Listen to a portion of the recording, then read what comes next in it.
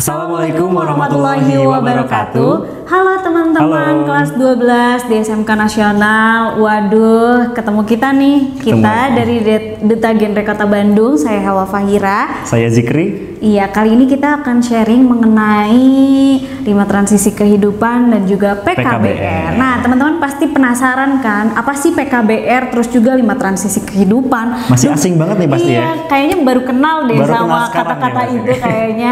Oke, gimana sih Kang, 5 transisi kehidupan tuh apa sih kira-kira? Oke, kita bakal bahas dari 5 transisi kehidupan ya. Jadi teman-teman sekarang yang kelas 12 ini masih terhitung remaja ya, usia 17 tahun kira-kira ya. Dan kita pun juga masih remaja sih. 5 transisi kehidupan ini merupakan 5 tahap atau 5 transisi yang harus dan mungkin akan dilalui oleh setiap remaja. Betul. Dimanapun, mau di Indonesia, mau di belahan dunia sebelah manapun akan mengalami hal ini ya. Iya. Jadi kalau belum tahu 5 ini apa aja? Yang pertama adalah mempraktikkan pola hidup bersih dan sehat. Betul. Yang kedua, melanjutkan pendidikan. Ya. Yang ketiga, mencari pekerjaan. Yang keempat, kehidupan bermasyarakat. Yang kelima, memulai kehidupan berkeluarga. Nah, teman-teman semua di sini, mungkin sekarang teman-teman lagi ada di fase kedua, yaitu menempuh pendidikan ya. Dan mungkin kedepannya teman-teman akan melewati fase misalkan mencari pekerjaan pula setelah teman-teman selesai dari menempuh pendidikan ya, entah dari SMK atau nanti kuliah. Dan pokoknya teman-teman jangan sampai ada gap antara 5 transisi ini dan selalu berpatokan pada 5 tahap ini teman-teman, agar nantinya tidak ada hambatan atau kendala yang teman-teman dapatkan seperti itu. Iya, jadi apa sih hubungannya PKBR dengan 5 transisi kehidupan tadi? Nih teman-teman, kalau PKBR ini adalah singkatan dari penyiapan kehidupan berkeluarga bagi remaja. Jadi teman-teman mulai dari saat kita muda nih ya, ketika masih dini gitu ya, kita tuh harus tahu perencanaan kehidupan kita selanjutnya tuh apa. Nah, di PKBR ini kita tuh dikaitkan lagi dengan 5 transisi kehidupan. Coba deh bayangin sama teman-teman kalau misalkan ketika kita masih sekolah tapi kita udah nikah. Wah. Nah, mungkin saja transisi lainnya itu tidak bisa dijalani oleh teman-teman. Kalau misalkan masih sekolah udah nikah, apakah bisa kepikiran untuk kerja, melanjutkan pekerjaan ya, mencari pekerjaan. Terus juga apakah nanti kehidupan sosial bermasyarakatnya itu baik atau tidak? Atau tidak. Iya, kayak gitu. Dan juga bagaimana sih kehidupan dalam berkeluarganya gitu ya? Apakah bakalan terencanakah atau tidak gitu? Apalagi kan mental seorang remaja itu masih labil, terus juga masih tidak karuan gitu ya. Stabil ya. Iya, masih pengennya tuh main-main saja gitu ya. Belum ada gitu ya mentalnya tuh soal bisa apa ya, membenarkan emosinya gitu ya. Jadi bisa memilih mana yang baik dan yang buruk. Nah, ini berkaitan dengan PKBR tadi, di mana remaja itu harus bisa menahan diri untuk bisa menunda usia perkawinan gitu ya. Benar? Betul banget. Iya, jadi ada usia ideal untuk pernikahan nih. Berapa teh? Kasih tahu. Kita mau ngasih tahu ke teman-teman kalau misalkan usia ideal bagi remaja itu dalam pernikahan itu 21 untuk perempuan dan 25 untuk laki-laki. Nah, kenapa sih? Nah, kita balik lagi nih. Tadi persiapan mentalnya udah kuat atau belum? Terus juga fisiknya udah kuat atau belum? Emosionalnya, terus juga finansialnya apalagi. Itu yang paling penting ya. Iya. Yang paling penting pendidikannya apalagi nih. Kalau misalkan kita tahu orang tua adalah pendidik pertama bagi anak-anaknya, tapi kalau misalkan orang tuanya tidak berpendidikan, bagaimana?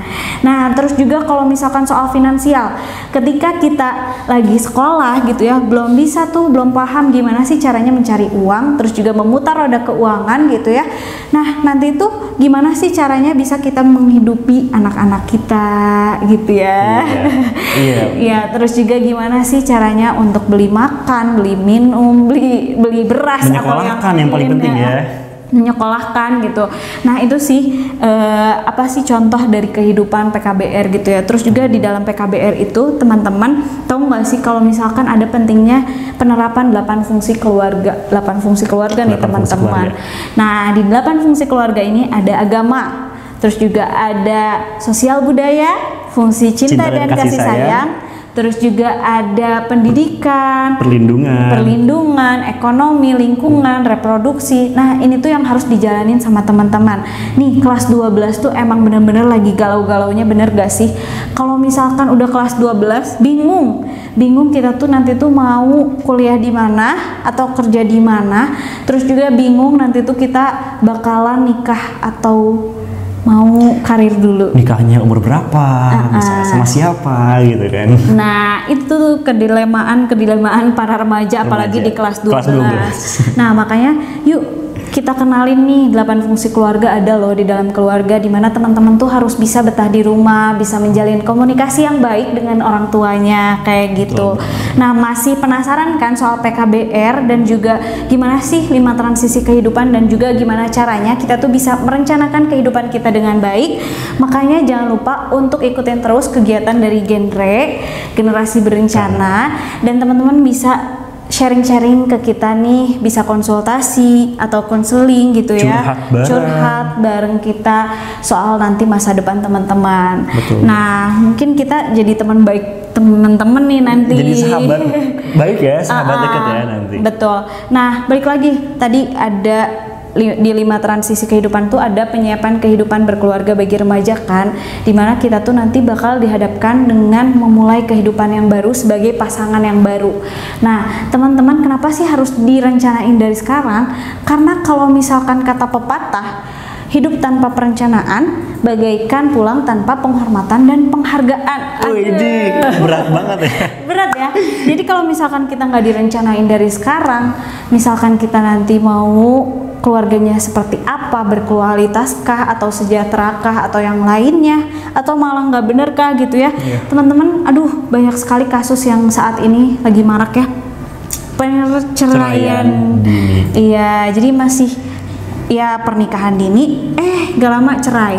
Nah, itu yang bahkan baru 6 bulan nikah pun udah cerai lagi. Cerai lagi kayak gitu. Nah, kita menghimbau ke teman-teman, ngajak juga ke teman-teman, jangan sampailah kita berpikiran untuk aduh pengen cepet-cepet nikah nih gitu kan. Karena bahagia nih pasti kalau nikah gitu kan. Nah, padahal kan kita harus lihat dulu di kehidupan yang nyata tuh seperti apa. Itu bukan kayak sinetron drama Korea atau yang lainnya gitu ya, tidak indah seperti yang di dunia maya. Padahal di dunia nyatanya banyak sekali yang harus kita hadapi. Oke, teman-teman. Jadi tetap harus perhatikan aspek-aspek sebelum menikah, kayak aspek fisik, aspek finansial dan sebagainya sebelum teman-teman memulai kehidupan yang baru, itu kehidupan berkeluarga. Iya, betul banget. Oke teman-teman, mungkin cukup sekian sharing kita kali ini. Sampai ketemu lagi di lain kesempatan. Wassalamualaikum warahmatullahi wabarakatuh.